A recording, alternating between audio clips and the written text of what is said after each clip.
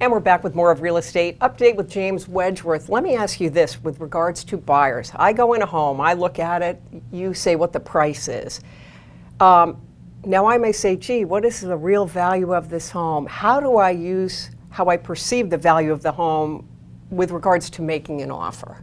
In other words, if you're buying a house, how do you determine what you're going to make an Right. offer? Yeah, okay. Well, that's changed a lot in the last couple of years, and the reason it's changed is the buyers have access to so much information.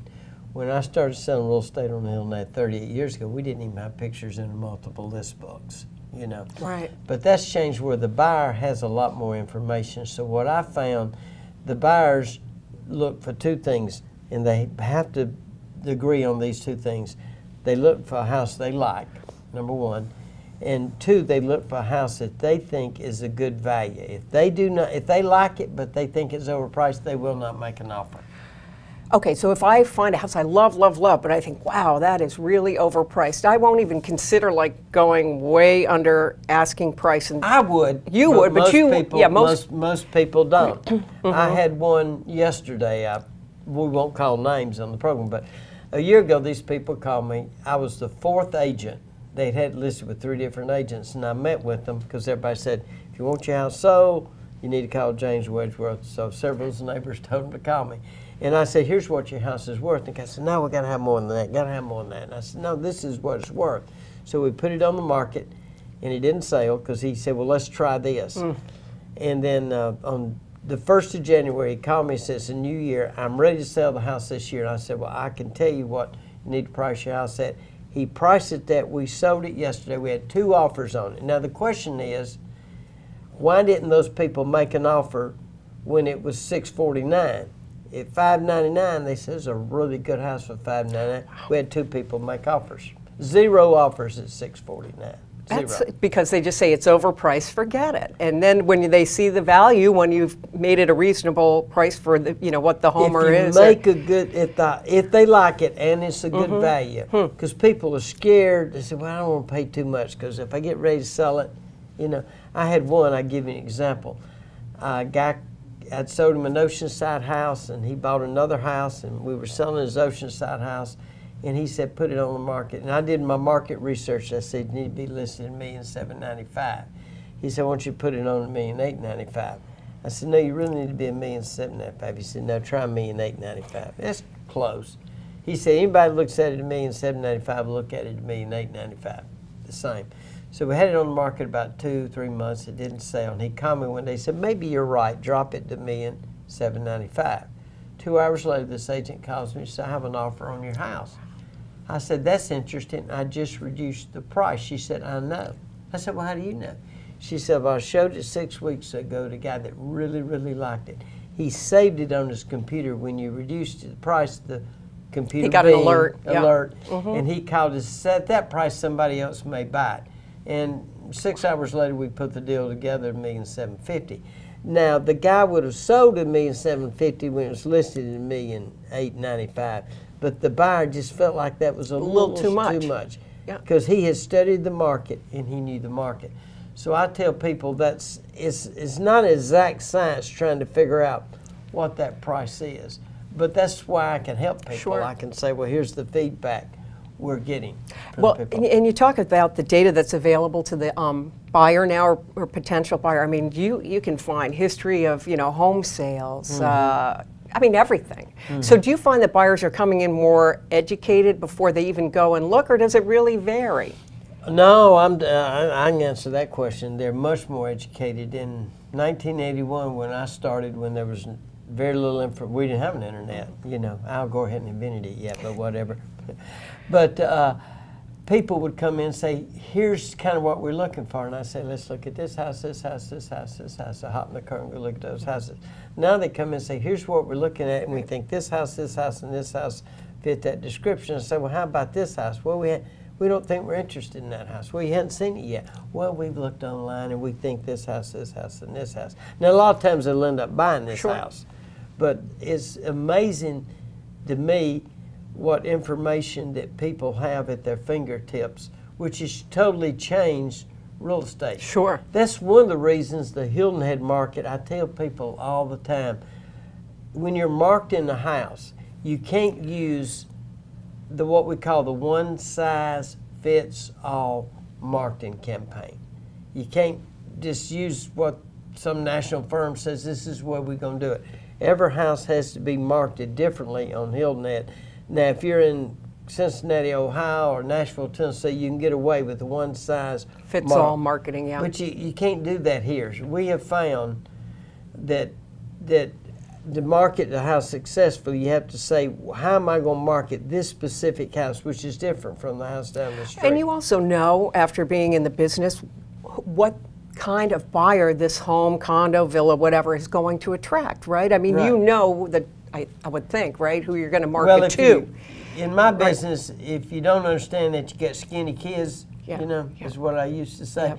You have to say, now who would buy that? What we do, and I'm sure most top agents do this too, but when we list a property, we say, what is the type person who would buy that? Not specifically Joe Jones, but what are the parameters? It's probably somebody that fits into this property, that maybe has owned a villa and wants a full-time home.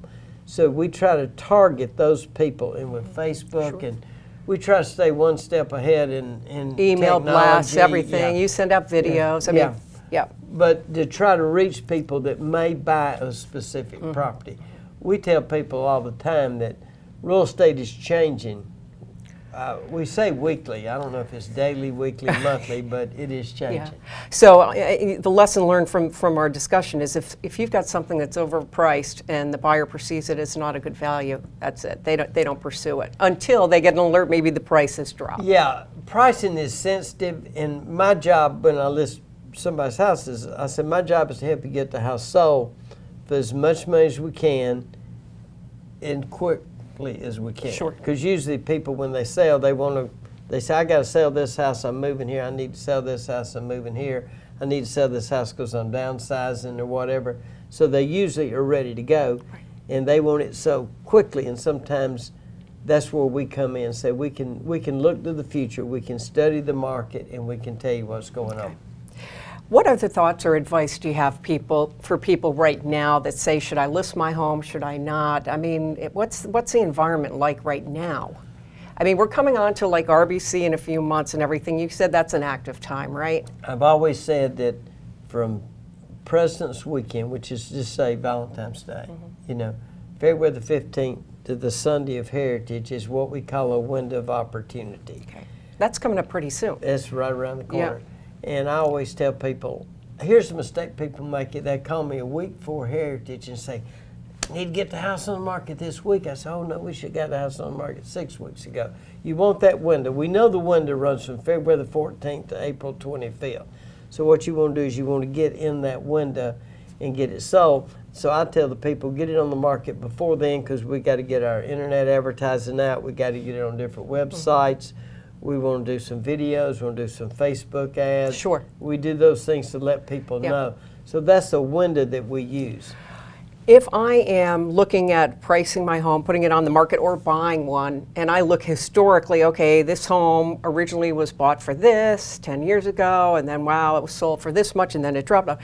Is that the best way for me as a layperson or a real estate person to figure out what's the value or how to price a home? How do you know what I'm saying? Do you look back, or I mean, we had that horrible tanking in what was it, 2010? Oh, 08. I was going to say 10. Okay. Well, it took us a while. Yeah, I guess so. So what do you say about that? How do you do it? Here's what I tell people: is you can't look at the past. You have to look to the future. You have to say what's going on today. What do we think is going to be going on in a couple months? I tell people all the time, I said, what your house is worth has absolutely nothing to do with what you paid for it, has nothing to do with what Beaufort County thinks it's worth from a tax perspective. We should do a program on that. Yeah, I know, right, exactly. But it has nothing to do with those things. It only has to do with what's going on today and what we think is going to be going on in the future. Yeah. You got to look forward. You can't look back. You got to be futuristic in my business. You got to say, this is what we think is going to happen.